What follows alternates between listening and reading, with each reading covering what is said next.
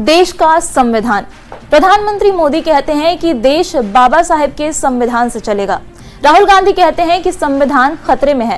पूरे देश में संविधान को लेकर पिछले कई सालों से बहस चल रही है। आज इस संविधान के 75 साल पूरे हो गए हैं। संविधान जो हमारे देश को एक गणतंत्र राज्य बनाता है। संविधान जिसमें लिखे गए नियमों के मुताबिक हमारा देश चलता है। कानून, प्रशासन, पार्लियामेंट सब इसी संविधान से चलता है। नमस्कार, मेरा नाम जूली है। आप सभी को गणतंत्र दिवस की ढेर सारी शुभकामनाएं। गणतंत्र के 75 साल पूरे हो गए हैं और इस मौके पर हम आपको दिखाएंगे संविधान से जुड़ी 26 कहानियां। India, that is Bharat, shall be a sovereign democratic. संविधान की प्रस्तावना यह संविधान का सबसे पहला पन्ना होता है। इस एक पन्ने में दुनिया के सबसे बड़े दस्तावेज का सारांश होता है।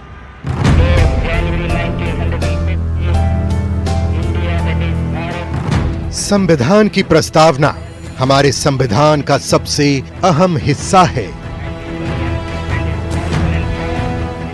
संविधान सभा ने इसे 26 नवंबर 1949 को अपनाया। संविधान की प्रस्तावना हमारे संविधान के उद्देश्य को संक्षेप में बताता है। 1976 में 42वें संशोधन ने प्रस्तावना को भारत के संविधान के अभिन्न अंग के रूप में चिन्हित किया। केशवानंद भारतीय फैसले में यह स्पष्ट रूप से कहा गया था कि संविधान की मूल संरचना में संशोधन किए बिना संविधान की प्रस्तावना में संशोधन किया जा सकता है। यह इतिहास में पहली बार था जब प्रस्तावना में संशोधन किया गया। इस संशोधन के तहत प्रस्तावना में समाजवादी, धर्मनिरपेक्ष और अखंडता शब्द जोड़े गए। राष्ट्र की एकता को राष्ट्र की एकता और अखंडता के रूप में संशोधित किया गया। अगर मैं आपसे पूछूं कि हमारे संविधान को किसने बनाया तो शायद इसका जवाब आप झट से दे देंगे। लेकिन क्या आपको पता है कि हमारे संविधान को किसने सजाया? आपको ये जानकर हैरानी होगी कि हमारे इतने बड़े संविधान के मूल प्रति के एक एक पन्ने को हाथों से लिखा और सजाया गया। भारत के संविधान में 22 भाग हैं और हर भाग की शुरुआत में 8 गुना 13 इंच के चित्र बनाए गए हैं। इन 22 चित्रों को बनाने में 4 साल लगे। इस काम के लिए नंदलाल बोस को 21,000 रुपए मिले थे।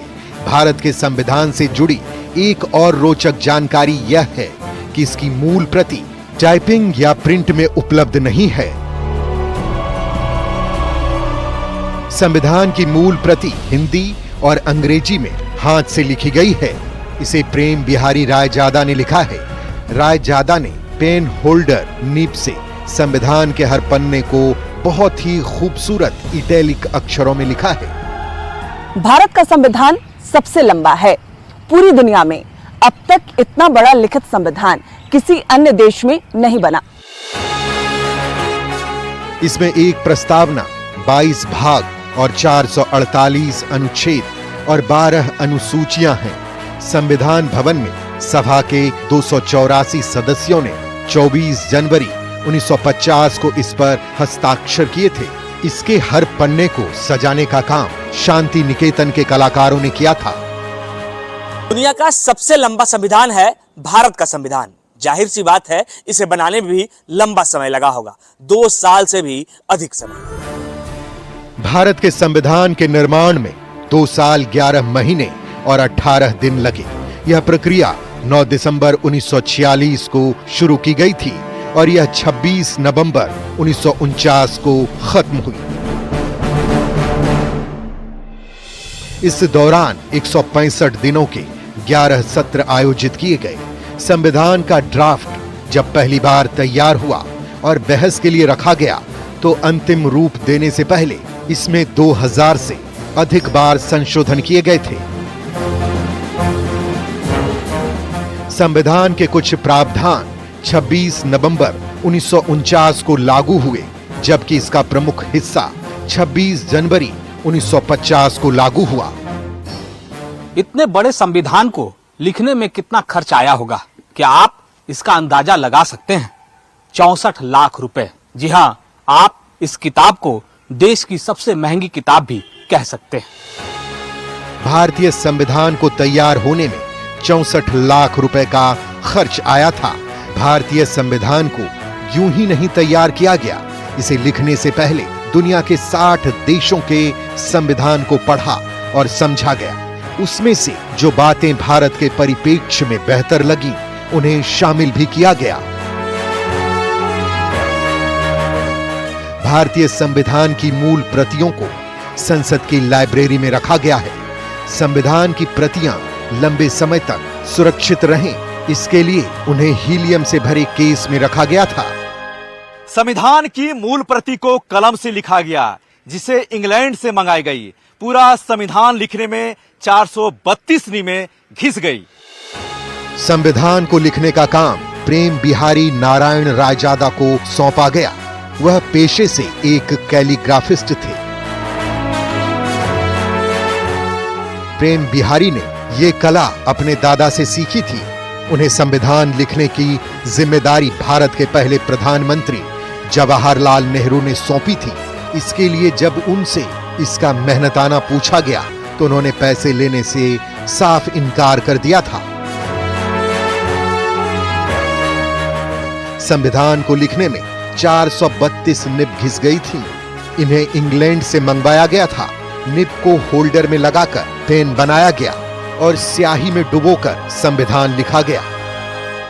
जब संविधान बना था तो लोगों को अपने मताधिकार का इस्तेमाल करने के लिए 21 वर्ष या फिर उससे ज्यादा की उम्र होना आवश्यक था, लेकिन 13 दिसंबर 1988 में इसमें संशोधन कर इसकी उम्र को घटाकर 18 वर्ष कर दिया गया।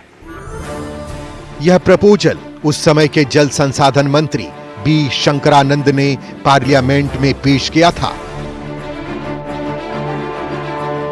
संविधान में संशोधन का यह प्रस्ताव इतना प्रभावकारी था कि इसके लिए पार्लियामेंट के विशेष बहुमत के साथ ही देश के आधे से भी ज्यादा स्टेट्स के विधानमंडलों की मंजूरी मिलना जरूरी था। ऐसे में नागालैंड, त्रिपुरा, दक्षिण में तमिलनाडु और उत्तर में पंजाब व जम्मू कश्मीर जैसी 5 स्टेट्स के अलावा सभी प्रांतों ने इसके लिए हामी भर दी थी। भारत का संविधान भारत के हर एक नागरिक को जिसकी उम्र 18 साल से ऊपर है उसे मतदान का अधिकार देता है, चाहे वो किसी भी धर्म, जाति या वर्ग का हो। भारतीय संविधान ने 18 वर्ष से अधिक आयु के सभी स्वस्थ दिमाग वाले भारतीय नागरिकों को वोट देने का अधिकार दिया है। चाहे किसी व्यक्ति की जाति, धर्म, सामाजिक या आर्थिक स्थिति कुछ भी हो, यह अधिकार कुछ अपवादों को छोड़कर सभी भारतीयों को सार्वभौमिक रूप से दिया गया है। मतदान एक मौलिक अधिकार नहीं है, बल्कि नागरिकों को दिया गया एक कानूनी अधिकार है। किसी भी व्यक्ति को तब तक मतदान करने से नहीं रोका जा सकता जब तक कि वह अयोग्यता के मानदंडों को पूरा नहीं करता। संविधान कहता है जिसकी बहुमत उसकी सरकार, और ये बहुमत जीती हुई सीटों की संख्या के आधार पर तय होता है। राज्य में उसी की सरकार बनेगी जिसकी विधानसभा के भीतर बहुमत हो, जबकि केंद्र में सरकार बनाने के लिए लोकसभा के भीतर बहुमत जरूरी होता है। हमारा संविधान हमें बताता है कि सरकार किसकी बनेगी, सरकार बनाने की प्रक्रिया क्या होगी, प्रधानमंत्री कौन होगा, मंत्रिमंडल का चुनाव कैसे होगा, मंत्रियों के पास क्या अधिकार होंगे, ये सब संविधान बताता है। मंत्रियों का कार्यकाल क्या होगा, आयु कितनी होगी, कैसे काम करना होगा, सब कुछ संविधान बताता है। संविधान कार्यपालिका, न्यायपालिका और विधायिका का काम भी तय करता है। जनता के प्रति इनकी जवाबदेही और कर्तव्य भी संविधान ही तय करता है। कानून बनाना विधायिका का काम है, इसे लागू कराना कार्यपालिका का, और विधायिका द्वारा बनाए गए कानूनों के संविधान सम्मत होने या ना होने की जांच करना न्यायपालिका का काम है। इन तीनों के बीच संतुलन बनाए रखने के लिए ये जरूरी है कि न्यायपालिका, संसद और कार्यपालिका के बीच एक दूसरे के लिए आपसी सम्मान होना चाहिए और इन सभी पर किसी प्रकार का कोई बाहरी दबाव नहीं होना चाहिए। देश को कैसे चलाना है यह संविधान बताता है, पर संविधान का दुरुपयोग न हो, इसका सही से पालन हो, इसकी जिम्मेदारी किसके पास है? न्यायपालिका के पास। न्यायपालिका को यह सुनिश्चित करना होता है कि संविधान का पालन सही ढंग से देश में किया जा रहा है। संविधान निर्माताओं का मानना था कि एक स्वतंत्र न्यायपालिका सरकार के गणतंत्रीय स्वरूप के लिए केंद्रीय थी और निष्पक्षता के लिए महत्वपूर्ण थी। 75 साल पहले बना संविधान क्या आज भी वैसा ही है? नहीं, समय समय पर संविधान में बदलाव किए गए। बदलाव को कानूनी भाषा में संशोधन कहते हैं और संशोधन का अधिकार केवल और केवल संसद को है। 17 सितंबर 1949 को संविधान सभा में मसौदा अनुच्छेद 304 पर बहस हुई। इसने संसद को संविधान में संशोधन करने का विशेष अधिकार दिया और इस अधिकार का प्रयोग करने की प्रक्रिया को रेखांकित किया। मसौदा अनुच्छेद के अनुसार संशोधन के लिए संसद में 2/3 बहुमत और कुछ मामलों में भारत के आधे राज्यों की सहमति की आवश्यकता होती है। संसद को संशोधन का अधिकार है तो न्यायपालिका के पास संविधान के रक्षा की जिम्मेदारी है। तो आखिर दोनों में बड़ा कौन है? संसद, क्योंकि संसद बहुमत के जरिए कोर्ट के फैसले को पलट सकता है। संसद के पास सुप्रीम कोर्ट के फैसले को भी पलटने का ताकत है। इसका सबसे बड़ा उदाहरण शाहबानो केस 1985 में सुप्रीम कोर्ट ने शाहबानो मामले में उन्हें तलाक देने वाले शौहर को हर महीने गुजारा भत्ता देने का आदेश दिया। मुस्लिम कट्टरपंथियों ने इसे मुस्लिम पर्सनल लॉ में दखल बताकर सुप्रीम कोर्ट के फैसले का विरोध करने लगे। 1986 में तत्कालीन प्रधानमंत्री राजीव गांधी सरकार ने कट्टरपंथियों के आगे घुटने टेक दिए, संसद में कानून बनाकर फैसला पलट दिया। हमारा संविधान हमें कुछ मौलिक अधिकार यानी फंडामेंटल राइट्स देता है। ऐसे में हर व्यक्ति को उसका मौलिक अधिकार मिले, यह सुनिश्चित करना न्यायपालिका की जिम्मेदारी है। मौलिक अधिकार उन अधिकारों को कहा जाता है जो व्यक्ति के जीवन के लिए मौलिक हैं। इसलिए संविधान नागरिकों को मौलिक अधिकार देता है और उनकी रक्षा भी करता है। इनमें राज्य द्वारा हस्तक्षेप नहीं किया जा सकता। ये ऐसे अधिकार हैं जो व्यक्ति के व्यक्तित्व के पूर्ण विकास के लिए आवश्यक हैं। मौलिक अधिकारों के साथ ही हमारा संविधान हमारे लिए कुछ मौलिक कर्तव्य भी तय करता है, जिसका पालन हर नागरिक के लिए अनिवार्य है। ये मौलिक अधिकार एक बेहतर नागरिक बनाने के जरिए मजबूत राष्ट्र के निर्माण में मदद करते हैं। संविधान कहता है कि भारत की संप्रभुता, एकता और अखंडता को बनाए रखना और उसकी रक्षा करना हमारा मौलिक कर्तव्य है। देश की रक्षा करना और आह्वान किए जाने पर राष्ट्र की सेवा करना, भारत के लोगों में समरसता और समान भातृत्व की भावना का निर्माण करना, जो धर्म, भाषा और प्रदेश या वर्ग आधारित सभी प्रकार के भेदभाव से परे हो, ये हर भारतीय का कर्तव्य है।